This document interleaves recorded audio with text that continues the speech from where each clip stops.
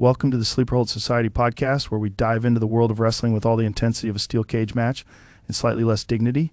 Tonight, we're breaking down the latest episode of NXT, a show so action-packed, I thought I was watching a Fast Furious movie, except, with fewer cars and more body slams. Listen, Joe, wrestling isn't just a sport, it's a theater. It's Shakespeare in tights, and NXT. Man, it's where dreams are made or crushed. Speaking of crushed dreams, let's talk about Braun Breaker losing to Cody Rhodes. You see, that's not just a loss, it's a message. You come at Cody, you better not miss. Yeah, Denzel, we get it. Wrestling is poetic or whatever. But let's face it, NXT this week was like one of my experiments. Chaotic, unpredictable, and probably dangerous for anyone involved. I mean, Papa Shango wasn't even on the card. What kind of wrestling show skips out on Voodoo Magic? Amateurs. Okay, settle down, Rick. We'll get to the card in a second. But let me just say this, Bray Wyatt v. Ilja Dragunov, that was less of a match and more of a Gothic fever dream. And Carmelo Hayes teaming with Grayson Waller, that's like mixing oil and water if the oil had swag and the water was just really annoying. All right, let's start with Jake the Snake Roberts v. Wesley. First off, Jake Roberts winning in 2024. That's like finding out Blockbuster is making a comeback. Wesley had the speed, but Jake's experience in the psychological warfare, he's famous for, sealed the deal. What did you guys think? Joe, it's simple. Jake played the long game. You don't win a match by outrunning your opponent, you win by outthinking him. Wesley's got talent, no doubt. But Jake's got the mindset of a champion. He's playing chess while Wes is playing checkers. Oh, please, Denzel. Jake's win wasn't chess. It was more like Jenga. You wait for the other guy to make a mistake, and then knock the whole thing over. Wesley's problem isn't Jake. It's that he's got the attention span of a goldfish. Next up, we had Bray Wyatt, 20 NWO v. Ilja Dragunov. And folks, if you didn't think this match was a metaphor for good versus evil, you weren't paying attention. Dragunov brought the intensity, but Bray's mind games and his sister Abigail out of nowhere ended it. You've got a guy like Bray Wyatt who's not just wrestling, you feel him. He's a presence. Dragunov fought like a warrior, but Bray's playing with forces that no one else understands.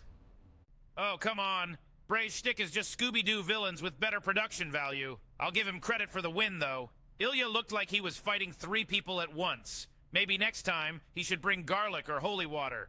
Shinsuke Nakamura v. Finn Balor. This one was pure art. Balor's precision against Nakamura's strikes. This is the kind of match you watch and think, why doesn't every match feel this important?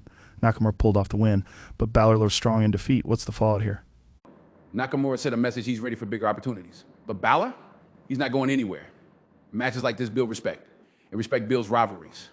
Or, Joe, it's just 2 guys kicking each other until someone falls down. But yeah, sure, let's pretend it's deep. And then we had Carmelo Hayes vs. Tony D'Angelo and Grayson Waller in a handicap match. Look, if you're teaming with Grayson Waller, you've already lost in life. But somehow Hayes turned this into a showcase for why he's one of NXT's biggest stars. A victory here puts him squarely in the title picture. You've got to hand it to Hayes. When the odds are stacked against him, he steps up. This is what champions are made of. And as for Waller, man, that guy's more talk than action.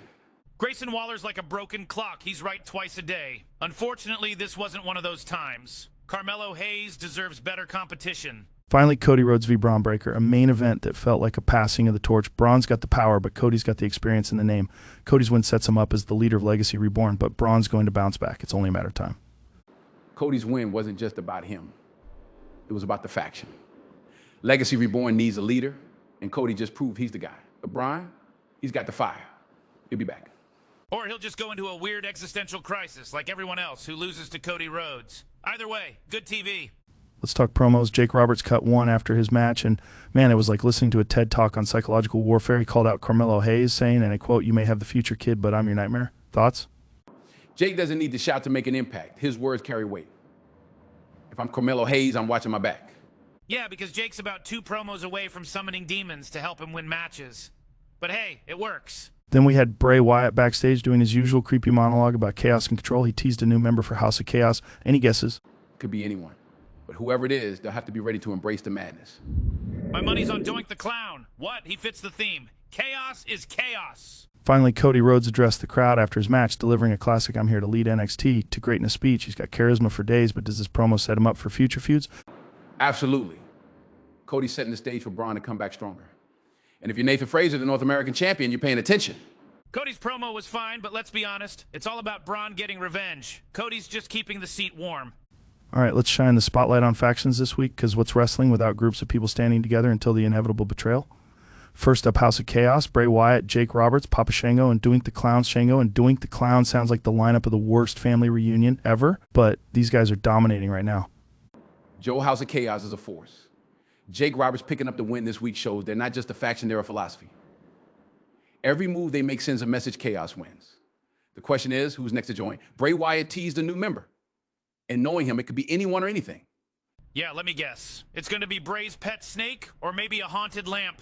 Honestly, though, these guys need to focus less on the cryptic promos and more on winning matches consistently. They've got the talent, but the gimmick only gets you so far. Good point, Rick. Speaking of consistent factions, let's talk about Legacy Reborn. Cody Rhodes, Nathan Frazer, Wendy Chu, and Mandy Rose. It's like Cody went shopping for faction members at a flea market, bit of this, bit of that. Legacy Reborn is about one thing: leadership. Cody showed it in his match against Braun Breaker. But the faction success hinges on Nathan Frazer defending that North American Championship. If he falters, the whole thing could crumble. Or they could just buy matching jackets and call it a day. Let's be real. Mandy Rose doesn't even look like she knows why she's there. And let's not forget Echelon, Carmelo Hayes, Tiffany Stratton, Gigi Dolan, and Braun Breaker. On paper, they're the strongest faction in NXT. In reality, their egos might be their biggest weakness. Thoughts? Carmelo Hayes is the glue holding this together. But Braun losing to Cody, that creates cracks in the foundation. If Echelon doesn't rally around their strengths, this faction could implode. Yeah, because nothing screams stability like Gigi Dolan stirring the pot and Tiffany Stratton pretending it's all about her. This faction's a time bomb, and I'm here for it. Let's dive into the main event, Cody Rhodes v. Braun Breaker. First off, this match had everything: power moves, near falls, and the kind of storytelling that makes you forget it's scripted. Cody picked up the win, but Braun didn't go down without a fight. Thoughts? Joe, this was about more than just a win or a loss. This was Cody proving he's still the man to beat, and Braun realizing he's not quite there yet. The pacing, the reversals, it was masterful. Braun looked like a beast, but Cody's got that veteran edge. Veteran edge? More like plot armor. Cody's been winning matches like it's written into his contract. And let's be honest, it probably is. Braun was tossing him around like a ragdoll for half the match. Then, boom, crossroads, game over. Wrestling logic at its finest. Key spots? Braun hitting that insane gorilla press power slam was a highlight. The crowd ate it up. And Cody countering with that disaster kick, chef's kiss. But let's not ignore the post-match drama. Braun refused the handshake. Denzel, what does that tell us? It tells us Braun isn't done with Cody. That refusal wasn't just frustration, it's motivation. This feud is far from over. Or Braun just really doesn't like handshakes. Either way, the guy's mad, and that's good for ratings. NXT Stand delivers 3 weeks away, and this episode gave us plenty to speculate on. Let's start with the obvious: Cody Rhodes v. Braun Breaker. Denzel, does this rematch happen? Absolutely. Cody, and Braun have unfinished business. Stand Delivered needs a big main event, and this feud has all the ingredients. Expect high stakes, maybe even a stipulation like a cage match to keep it clean. Clean? This is wrestling, Denzel. If there isn't a chair shot or someone going through a table, did it even happen? I say make it a last man standing match and let them tear the place apart. Good call, Rick. Moving on, Nathan Frazer's North American Championship. With Carmelo Hayes picking up momentum, is he the next contender? Hayes is a star. If Frazer VS, Hayes happens, it's a show stealer. But don't count out Jake Roberts. He's lurking, and a win against Hayes could put him in the title picture. Lurking is all Jake does. The guy's like a shadow with a mustache. But yeah, Frazer versus Hayes at Stand and Deliver, that's money. And let's not forget the women's division. Tiffany Stratton and Gigi Dolan seem poised for something big, but could we see them implode before Stand Deliver? Faction implosions are Wrestling 101. If Tiffany and Gigi don't watch their back, someone else, maybe Wendy Chu or Shay Lai, could step into the spotlight. Or they could just get into a slap fight and call it a day. Either way, we're watching. Final prediction: will House of Chaos recruit their new member before Stand Deliver? Knowing Bray Wyatt, the reveal will happen right before the PPV. It's all about timing. Timing? Nah, Bray's probably just waiting for the next full moon or something. But sure, let's pretend it's strategy. All right, folks, let's get into the fan QA section. You sent your questions, and we're here to answer them, or at least make fun of them. Let's dive in. First up, from Wrestling Fanatic 9099, do you think Braun Breaker will turn heel after refusing Cody's handshake? Joe, I think it's more nuanced. Braun doesn't need a full heel turn. He's frustrated, he's angry, and that's going to fuel his story. But let's be honest, the moment he powerbombs Cody through a table, what table? Or maybe he just hates handshakes. The guy's got big hands. It's awkward. Next question.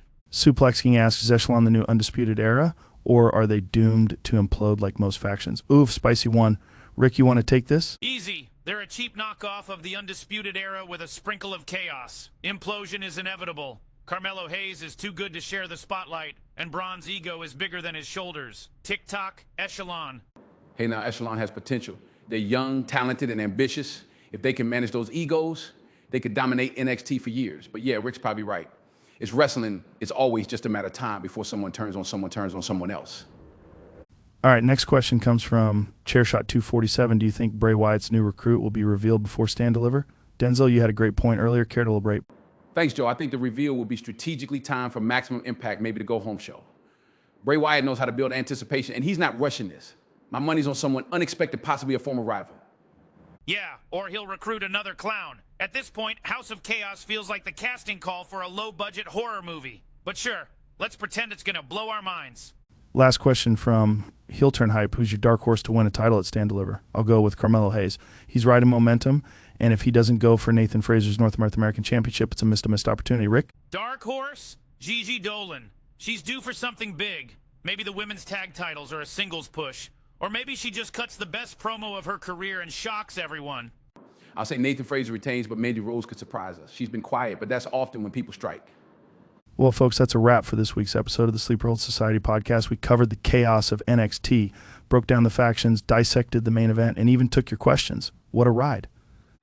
NXT keeps delivering twists and turns, and with Stand Deliver on the horizon, things are only heating up. Next week, we'll probably see more feuds intensify, and knowing Bray Wyatt, a cryptic promo or two. Yeah, because nothing says hyped for a PPV like vague threats and eerie lighting. But hey, we're here for it. Remember to subscribe and comment below. Tell us your predictions for Stand Deliver, or just share your wildest wrestling theories. Who knows, Rick might even read one on air. Or I might not, but sure, give it a shot.